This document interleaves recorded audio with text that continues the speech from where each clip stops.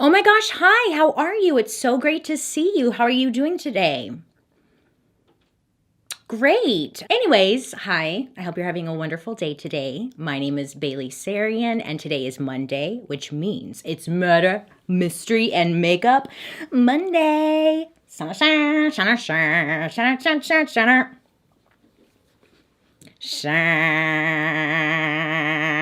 If you are new here, hi, my name is Bailey Sarian, and on Mondays I sit down and I talk about true crime story that's been heavy on my noggin, and I do my makeup at the same time. If you're interested in true crime and you like makeup, I would highly suggest you hit that subscribe button because I'm here for you on Mondays. So before we jump into today's story, we do have a sponsor. It's Audible. Audible. It's Audible. What's Audible, you ask? Well, at Audible, you can find a large and the largest selection of audiobooks. It's got a wide variety of bestsellers, new releases, celebrity memoirs. You can learn languages, business advice, motivation, and so much more. They have this new plan called Audible Plus, which gives you full access to the Plus catalog where you can listen to a huge amount of different audiobooks, original entertainment, and podcast, also including ad-free versions. Beautiful.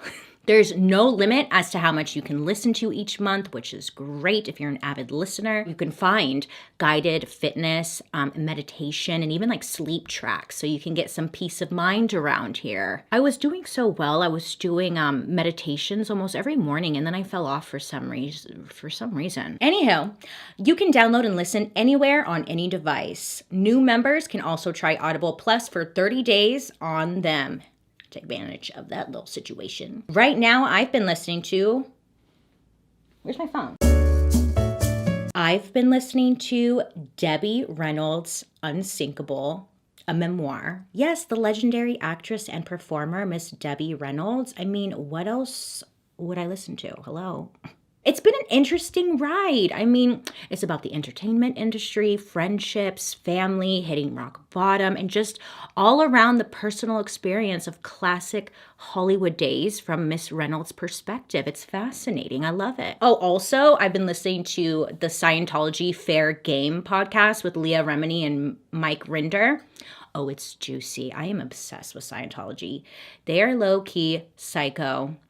If you don't know this, you'd probably do. And we're judging. I should do a video on Scientology. Anyways, Audible is great for when you're cleaning, organizing, and you just want something to listen to, going on walks. There's just always something new and tons of options to choose from, which is nice. Every month, Audible members get one free audiobook, and if you have the Plus catalog, you get the whole shebang shaboodle with full access to unlimited amounts of content. Don't forget, for new members, you get to experience the Audible Plus catalog free for 30 days. If this sounds like your cup of tea, go to audible.com/Bailey Sarian or text Bailey Sarian to 500-500. Again, go to audible.com/Bailey Sarian or text Bailey Sarian to 500-500. A big thank you to Audible for partnering with me on today's video, but most of all, a big thank you to you guys, because without you, I wouldn't be here right now. And that's a fact. We're going to talk about a very awful story. Oh my gosh. Wow. It's dramatic. Warning. Today's story contains graphic descriptions of crime scenes, adult dialogue, and strong language. Viewer discretion is advised. If you're curious to know what I'm using, I will list it down in the description box. But other than that, I will stop yip-yapping and get into the story. So we're going to start with Evan Heflin. She grew up in Oak Ridge, Tennessee. It was said that she was sweet and loving, and when you talk to Erin, she just made you feel like you were the most important person in the room. She was an animal lover. She had a talent for taming horses that no one else came close to. And Erin's first horse was named Autumn, and her whole world just seemed to revolve around horses. It was in a barn where she met a guy named Jonathan Corwin, who would become her future husband. But when they first met, Erin, she was only in 5th grade. I'm laughing just because the thought of them getting married or something in 5th grade it just made me giggle a little bit. But John was 1 year older than Aaron, and they became very close friends. And they remained close friends. And then when they turned 16, 17, that's when John went to her parents and asked for permission to date her, which they approved, and the two of them started dating on Aaron's 16th birthday. As their relationship blossomed and they fell in love, Aaron would often write John like little love poems. And from the outside looking in, it just seemed like they were this perfect all-American couple, just swept up in their fairy tale romance, you know? John would go on to join the Marines, and shortly after that, the young couple got married in November of 2012. Aaron's mother, she was a little worried that Aaron would have trouble adjusting to life as the wife of a Marine because she knew that they would have to move around a lot, and Aaron was known to be a little bit on the shy side. So making friends, or having to make friends constantly might be a bit of a challenge for her. But for the most part, they seem to be very happy and in love. Who really knows though, right? After all these stories, I'm like, you could be the perfect person, perfect marriage, and there's no such thing. No such thing. Anyways, September 2013. The couple, John and Aaron, they moved to the Marine base in 29 Palms, California. It's out in the middle of the desert, so hot. When they moved in, they became friends pretty quickly with the family who lived downstairs from them. Their name was Connor and Aisling. And then they had a little baby too.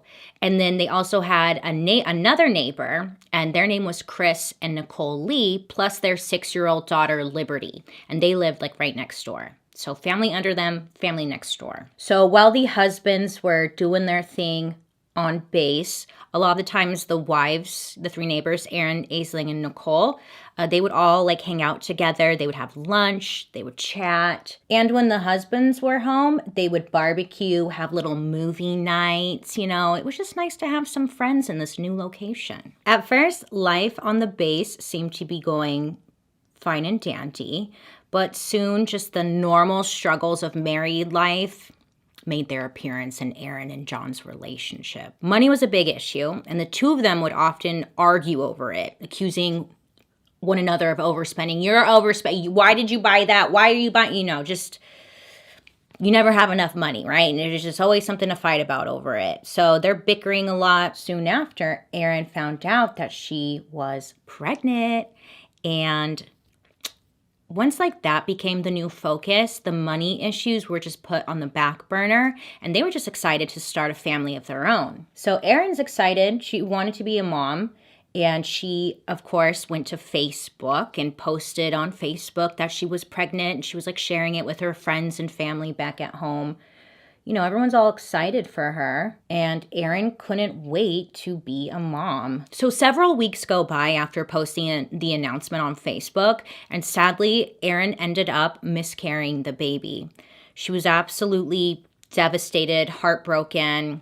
I can't imagine what that feels like. I'm so sad. In the U.S., about 10 to 15 out of every 100 pregnancies end in a miscarriage.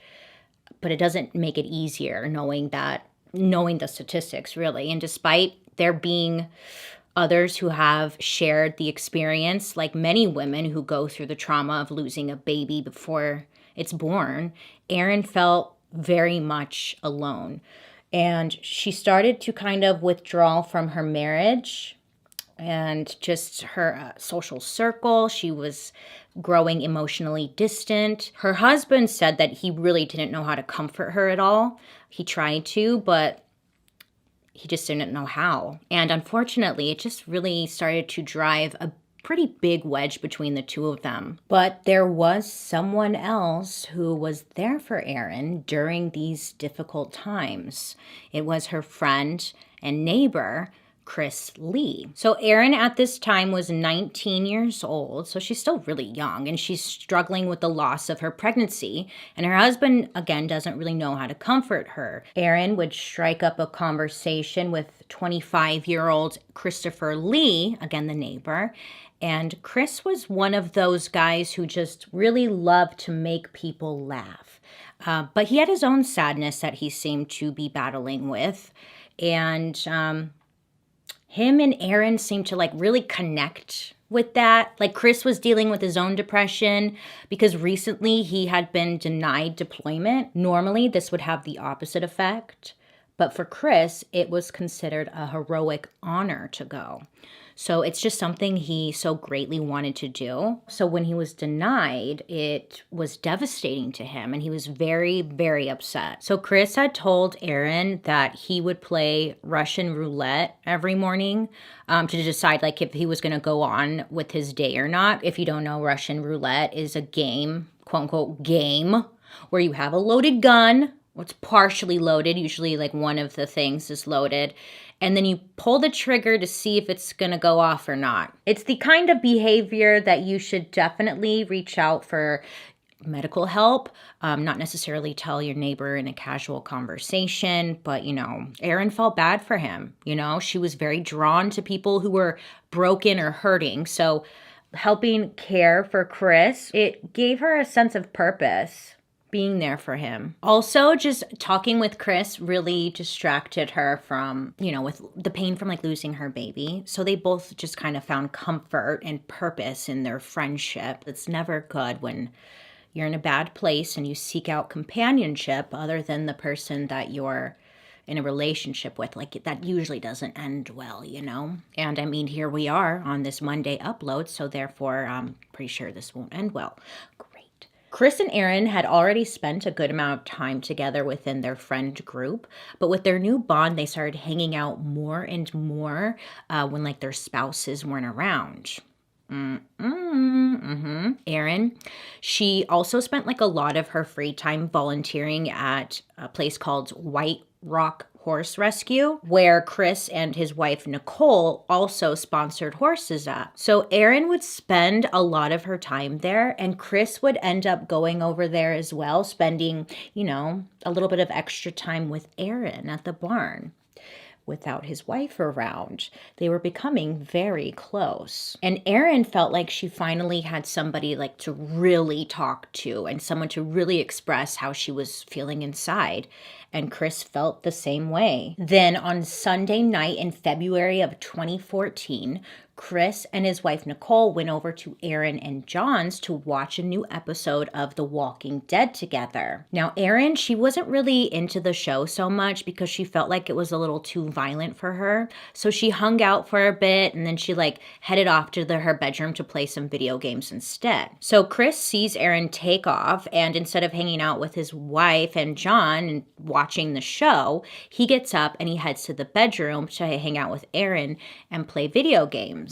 So Chris, he loved The Walking Dead, so it was a little weird that he decided to not watch it. But I guess like it wasn't weird enough to catch his wife's attention because she didn't follow him. Not that she should, but you know what I'm saying? So John and Nicole are in the living room watching The Walking Dead, and Chris and Erin are hanging out, sitting on the floor playing video games in Erin's bedroom. I guess all of a sudden, just out of nowhere, one of them pauses the video game, and Erin like kind of glances over at Chris, and I guess it must have been kind of like a sexy glance because then they started just like making out. Yeah, they just started making out in the bedroom. Mind you, very bold move to do when your husband and wife are right in the other room watching TV. But okay, sure, do that. Kiss. Great. They did. And this kiss would end up like leading them to becoming involved in their own love affair. So the love affair between the two became pretty hot and heavy pretty quickly. They were sneaking around a lot, and it wasn't long until they started having more serious conversations about leaving their partners so they can be together instead. And to top it off, Chris, he would constantly tell Erin like how great she was with his baby, who was 6 years old. Her name was Liberty, and Erin would occasionally babysit her. And he was like, oh my gosh, like Liberty loves you. Like, I know you're going to be a great stepmom. And he's saying this to Erin. And Erin's all like, oh my God, yeah, I know, I can't wait. Like, she's getting super hyped. I don't know. I just feel like involving your kid like that's pretty messed up. But okay. Chris is all wrapped up in his affair with Erin, right? So he's kind of checking out from his marriage. Nicole, Chris's wife, she starts to notice how distant her husband was becoming, and like she knew something was just not right, you know? So what does she do? Checks his phone. Of course. Yeah, it's a huge invasion of privacy, but you know, if her man is cheating, she wants to know. So Nicole just waits for her perfect moment to grab Chris's phone and, you know, check it, read his text messages and stuff. And when she does, she sees text messages between Chris and Erin. And when she saw a text message that said, "You're so gorgeous, I think I'm falling for you," it wasn't good. It wasn't good. I'm sure that hurt right in the stomach. Oh, makes you sick, you know? So Nicole's like, shit, man. I knew something was up. It's the neighbor, though. Like, I trusted this girl with babysitting our kids. We've been hanging out. I thought we were friends. So she's pissed for good reason. So first she finds Chris, and then she just goes off, as she should, you know? And the two just get into a verbal argument for hours. And then, because it takes two to tango, Nicole marches right over to John and Erin's place next door and tells John about the affair his wife was having with Chris. Oh, it's getting super messy. Lots of drama going on. And there's just a lot of bickering, fighting amongst everybody, and it's just a long night with everybody yelling at one another, accomplishing not much of anything, but just let it out, girl. So they're just all fighting together. Great. And eventually Erin, she just is over it, and she's like, you know what? I'm done. I don't need this anymore. Like, I just need to get out of here. Everyone is in her house and they're just yelling at one another. And that's when Erin just decides, you know what? I'm going to leave. And Erin goes to leave when Nicole stops her, shoves her finger in Erin's face, and screams at her, "If you ever have anything else to do with my husband, I'll kill you myself." Nicole went off. For good reason.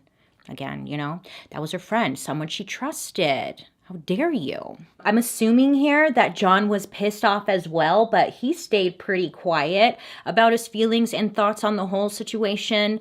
Like with the public, even later on, you barely hear from him. He was just a very quiet guy. I mean, I feel like we should be that way, you know? So good for him. You can't be mad at it. But what I'm getting at is I don't know what his reaction was to finding out that his wife is having an affair with the neighbor, but I'm assuming he's upset. So after this huge blow up, Erin and Chris, they decide, you know what, it's best if we just call it quits. It was fun while it lasted, you know, but we need to stop and just focus on our marriages, whatever. Well, they call it quits, and a couple of weeks go by, just a couple of weeks.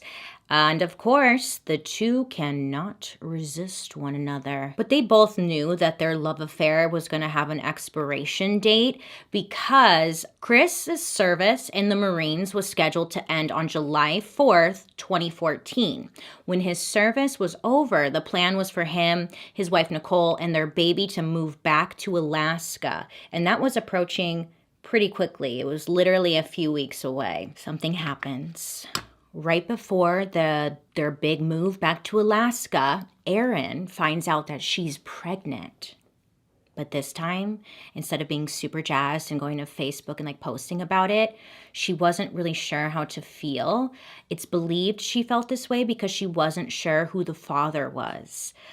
Her husband, John, or her lover, Chris. I think she knew it was Chris's because she would tell Chris that she was pregnant.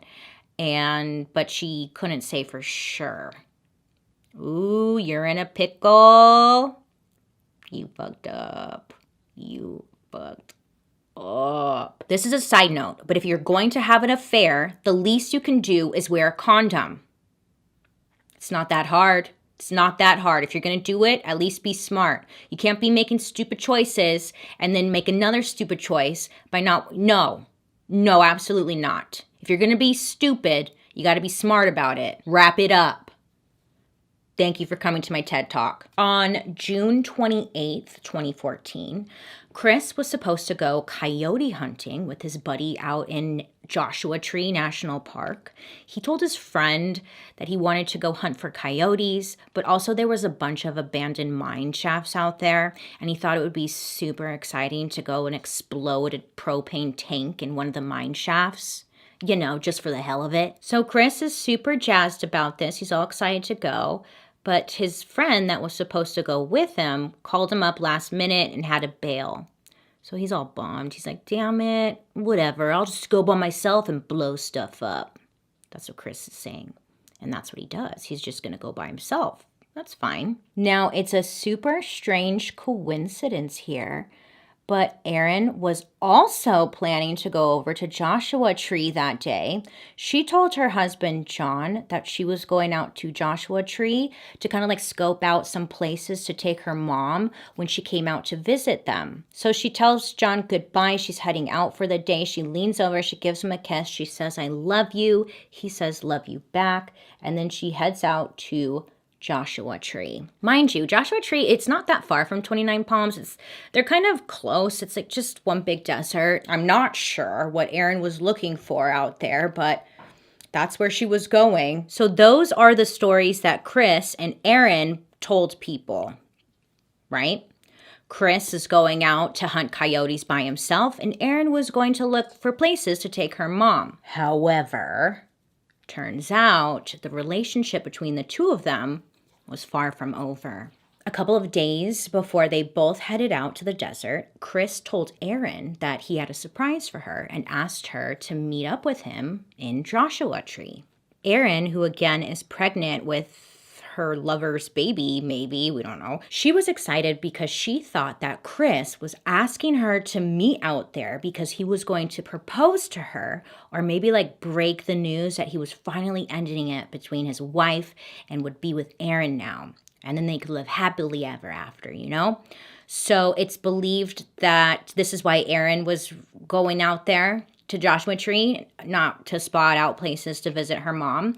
She was going there to meet up with Chris. Back at home, John, Erin's husband, he was texting her throughout the day, but he wasn't getting any response from Erin. And by the time night rolls around, Erin is still not home, and she's not answering her calls, her texts, nothing. Super strange, very unlike her. Some time goes by and Erin is still not home. So John, he files a missing persons report with the police. They come out and they ask him questions. And at first they assume that maybe she got lost. So the Joshua Tree National Park, it's really big, it's flat. So it is possible she could have gone for a hike or something. And if she didn't plan correctly, it could be highly possible that she was out wandering the desert suffering from dehydration. Like there's literally not much around, so that is definitely a possibility. And if that is really the case, then Erin would not last long, okay? So police, they go out to Joshua Tree and they end up finding her car abandoned, but it was nowhere near the entrance of the park where she said she was going to be at. So police, they start investigating all the people in Erin's life to see what they could find. As with most husbands, John was immediately on top of their interest list. But after talking to people around the base, John was ruled out very quickly as a possible suspect because there were many people who saw John at the base pretty much the whole day. So there was no way John could have been involved with the disappearance of Erin. Then the cops start talking to friends and neighbors, and they learn not only of Chris and Erin's not-so-secret affair, but also that Erin may have been pregnant. They also got word about this special surprise Chris had planned out in the desert. So naturally, police have to go find Chris and figure out what the hell was going on. So police, they don't have to look far. He is a neighbor, right? So they go to Chris and they ask him, hey, do you know what happened to Erin? And Chris tells investigators that he and Aaron were just acquaintances and nothing more. He only knew Aaron because they both volunteered at the horse ranch place, and that was it. Now, at this point, police already knew about the affair, so red flags are just a fly-in. He's lying. What's he hiding? 3 days go by, and then Chris was brought into the police department to be formally questioned. This is where Chris finally admits to investigators that he was having an affair with Aaron. But he swore up and down that it was only on an emotional level and they never went past kissing. Investigators were like, so you guys aren't having, sex? And Chris just said, no, we've only kissed, which was a bold-faced lie. The questioning between Chris and police goes on for about 3 hours, and then police decide to change tactics and start a more aggressive type of questioning. Not even questioning, it's where they just tell you lies to get you to confess. You know what I'm talking about, right? I don't know how it's legal, but they freaking do that and then they trap you, but it works. So anyways, what I'm getting at is police are telling Chris that they knew he met with Aaron that morning. She went missing, and they call him out on being one of the last people to see Aaron alive, which isn't a lie, but it was kind of exaggerated because they didn't really know that. So they're saying this in hopes that Chris kind of starts talking. But Chris doesn't give in to those questions, and he tells police that he did not see her that Saturday morning. And then cops, they push back harder, telling him that he knew she was pregnant with his child. Chris once again just holds his ground, deny, and says, she wasn't pregnant with my baby. There's no way, you're lying. So he's just lying over and over to police, and they know that he's lying, but Chris isn't budging. At this point, they strongly believe that Aaron's case isn't a missing persons case, but it's now a homicide investigation. And Chris is at the top of their possible suspects list, because he's all sorts of suspicious. Come on. But at this point, they really don't have any evidence proving that he did anything, so they can't arrest him yet. To be honest, I'm not sure why Chris's wife, Nicole, wasn't high on the possible suspect list, because she did threaten to kill Aaron, but she wasn't, And that's okay, because maybe she wasn't involved. Police are believing that Chris is their man, though, because he has a motive, a possible baby with his mistress. He didn't want Aaron's pregnancy getting out and ruining whatever was left of his already rocky marriage, right? They knew he had a rifle that he was taking with him to go coyote hunting. And the fact that he was going out to Joshua Tree alone the same day Aaron went missing, he may have had plenty of time to do whatever it was he was doing, if you know what I'm saying. Plus the fact that police knew Chris was lying to them about the affair. Honestly, all signs are pointing to you, Chris. Sorry, They just needed to actually get him to confess, though, or some kind of evidence proving that this was true. Now, investigators are worried that Chris might try and make a run for it, because he hasn't been arrested yet. So they're looking for any reason to make an arrest. So when investigators find out that Chris owned a potato gun, they were excited. Oh yes, a potato gun? Yep. It's considered an explosive and illegal in the state of California. So after, they got this information, they went to find Chris because he's going to be arrested. So my piercing just popped off mid-video. Okay, great. Dude, it's always falling apart. It always pops off. It drives me nuts. Oh, damn it. So police go out, locate Chris, and they arrest him. But Chris isn't in jail long. So Chris lawyers up and he makes bail pretty quickly. But because of this, it gives police the ability to tell him not to leave town. So he can't go to Alaska like he was planning, That's what they fear. So meanwhile, the police are searching every square inch of Joshua Tree looking for Aaron.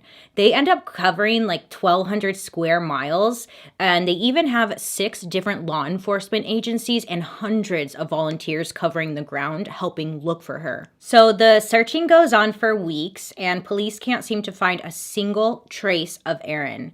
Now keep it in mind, it's summer. Joshua Tree is in the desert of California, and it's hot as balls out there. I'm talking like 120 degrees, you know? So these poor search parties, they are sweaty, exhausted, and trying their best to just not get dehydrated. Anyway, so after 2 months of looking, authorities, they make the very difficult decision that Saturday, August 16th, 2014 would be their final day of searching for Aaron. Just nothing, just no sign. As luck would have it, the woman running the rescue horse ranch where Aaron and Chris volunteered at, she came across some photos, some very unusual photos that Chris had taken. I guess like a week before Aaron disappeared, Chris had gone around and taken some photos of some abandoned mines. Now this was concerning. And this woman, she turned in the photos to police, who then brought it to a local cave and mine expert who was able to determine where exactly these photos were taken. Okay, a break, you know? So the search and rescue team, they head to these abandoned mine shafts in a remote area of the high desert near Joshua Tree National Park, and just right outside of the 29 Palms Marine Corps base where Aaron's husband was stationed. The crew goes to one mine shaft where they lower a camera down into the mine, and that's where they find Aaron's body laying hidden 140 feet at the bottom of this abandoned mine shaft. Yeah. Jeez. So the investigation at the crime scene was able to give some insight into what happened to Aaron. They see that wrapped around her neck was a homemade garrote, a fancy word for like a weapon that's handheld and made of chain, rope, wire, or fishing line, and is used to strangle a person. Yeah, that is a fancy word. She was strangled, okay? So this leads investigators to conclude that Aaron was strangled to death before she was dropped down into this mine shaft. At the bottom of the mine shaft, they find other pieces of evidence. Police found rifle shots around the body and a propane tank tied to her. Now, this was suggesting to police that the killer attempted to burn her body by shooting the propane tank, but luckily this person had a bad shot, I guess, because it wasn't successful. They also found a little like homemade torch made up of a Marine Corps shirt wrapped around a stick, which it was sent to be tested for DNA, and ta-da! Guess what? Chris's DNA all over it. But if that wasn't enough, there was one other piece of evidence at the bottom of that mine shaft that confirmed Chris's involvement. There was a Sprite bottle with a cap still on it, and they sent it away to be tested for DNA, and it came back with 2 different people's DNA on it, Aaron and Chris's. This was like the hardcore evidence that cops needed to finally arrest Chris and charge him with first-degree murder and a special charge of lying in wait, which I had never heard of. But when they go to arrest him, Chris is nowhere to be found. Nay, he was gone, vanished, poof. You think he's gonna stick around? Of course not. Oh, get this though. Aaron's body was sent off to the coroners, and when the report came back, it was confirmed that Aaron was actually not pregnant. Now, nobody really knows like the when, the what, the where, the how of all of it, but many thought that maybe Aaron was lying to Chris in hopes that he would stay in the relationship or just stay with her in general. Am I saying this is the case? No, but it was mentioned. Does this mean she deserved any of this? No, absolutely not. It's just unfortunate to think that maybe this lie might have accelerated the whole situation, you know? Like, that sucks. And maybe she actually thought she was pregnant, though. So after some searching, police are able to locate Chris. Chris, his wife Nicole, and their daughter Liberty had indeed moved to Alaska as they originally planned. Now, Chris was told to stay put, but he obviously didn't give a rat's ass. Bye, you know, fuck that guy. Anyway, they head up to Alaska and they are able to arrest Chris. And when they search his car, the cops discover more evidence confirming that they indeed have the right guy. When they're searching Chris's phone and computer, they find Google searches on how to dispose of a body. And in his car, they found the garrote. I'm probably not saying that. Garrote, like the one that was found wrapped around Aaron's neck. Again, just really sealing the deal that Chris was indeed involved. No ifs, ands, or buts. No.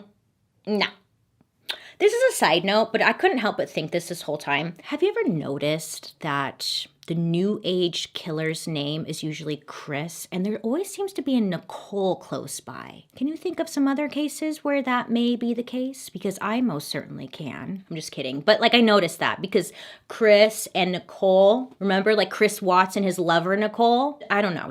I don't think it means anything, but I couldn't help but notice. That's all. Anyways, so he's arrested, sitting in jail waiting for trial. Trial begins, and the prosecution shows their evidence supporting their belief that Chris lured Aaron into the desert and killed her to hide the affair that was still going on between them. But not only that, the fact that Aaron was pregnant as well. One of the witnesses they put on the stand was the owner of the rescue horse ranch. Remember the woman who turned in the pictures that helped them find Aaron? Yeah. So she went on record saying that she spoke to Nicole, Chris's wife, right after Aaron went missing, and that Nicole seemed super uptight, I guess, whatever that means. Nicole ended up telling this woman that she had wished Aaron was dead and she wouldn't care if Aaron was dead. Not a good look, Nicole, you know?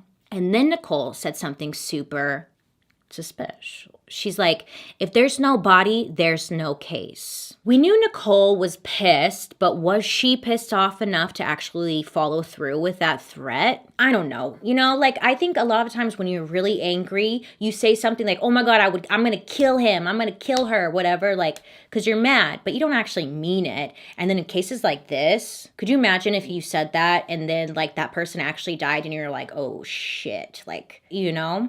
So maybe that's the case, but no.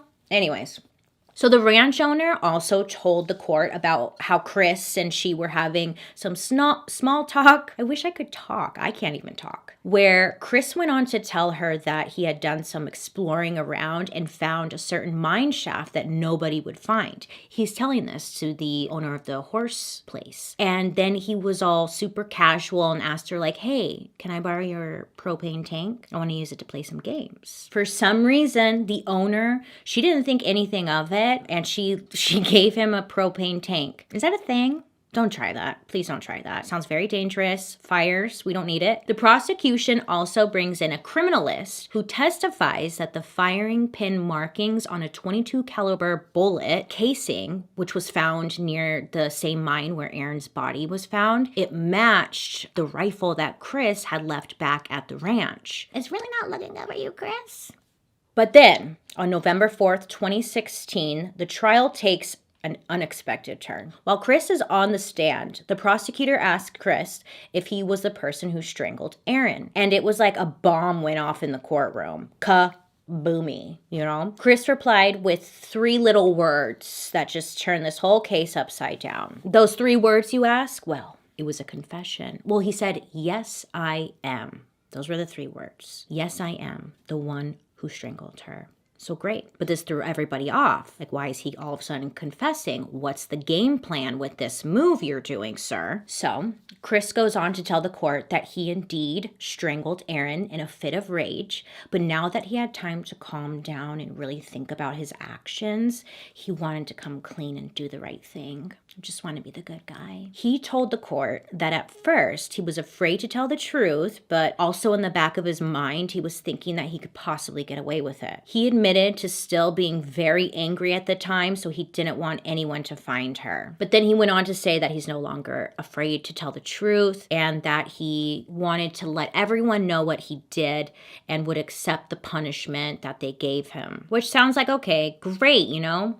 But hold on, because he's got a little plan up his sleeve. So Chris calmly tells the Superior Court what went down the night Aaron died. Chris said that he took Aaron out to the desert near Joshua Tree National Park for a surprise. Instead of a romantic surprise proposal like Aaron thought was happening, they ended up outside a mine where they start to argue. Chris explains that he told Aaron that he was moving to Alaska and that their relationship was over. Aaron was super upset. She was like, I still love you. I want to be with you. I could go to Alaska with you. I just want to be a part of you and your child's life, begging him to stay. And Chris says that this makes him very mad for some reason and yells at her like, leave my daughter out of this. This is my daughter. Just like getting super angry that she mentioned his daughter. And for some reason, her mentioning caring about his daughter just really triggered something deep in him. So Chris is super pissed and he's screaming at Aaron. And then out of nowhere, out of the blue, he asked Aaron if she had been molesting his daughter. Wait, what? Really? He thinks she was molesting his kid? This is what he's telling the court, mind you. But then it gets worse.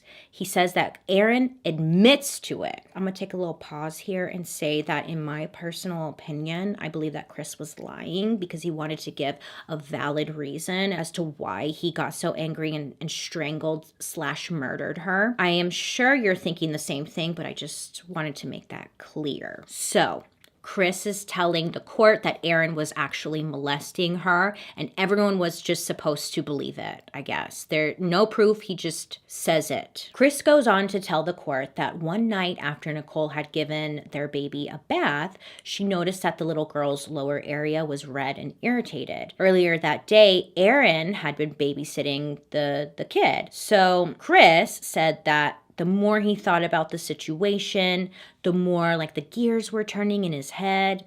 So at the mine, he confronted her and was like, "Did you touch my daughter? Did you molest my daughter?"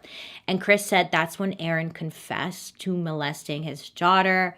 And he was just shocked. He was so shocked. He was just shocked and angry. And in that moment, he made the decision to kill her. He's still trying. He is still trying to get out of this. Chris told the court that he was controlled by the anger. And he then went on to say that it was something he never wanted to experience again. Chris told the court he then approached Aaron from behind and he strangled her for at least 5 minutes. And when he released his hold, she fell to the ground. And then after 30 seconds of searching for any signs of life, Chris was confident that she was dead.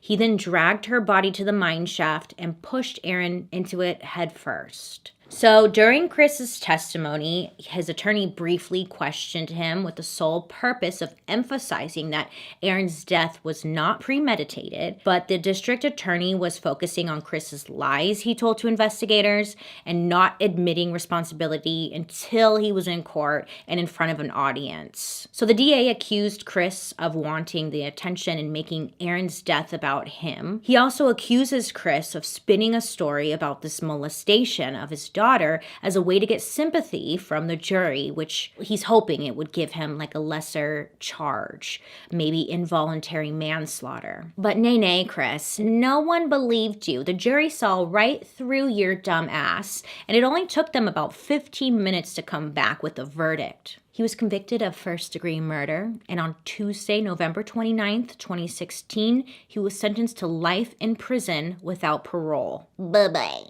At Chris's sentencing hearing, Aaron's mother, she read a statement to the court about how she couldn't understand why anyone would think murder was okay. She said if Chris wanted to get rid of his problems, all he had to do was move to Alaska and change his number. Like, why did you have to kill her? John, remember, the husband, Aaron's husband, he gave little statements in interviews and stuff. There was one interview he gave where he said that he hated like the actions that Chris chose, but he had to forgive him because if he still held on to that hatred, it was just going to pull him down, which is like really big of him.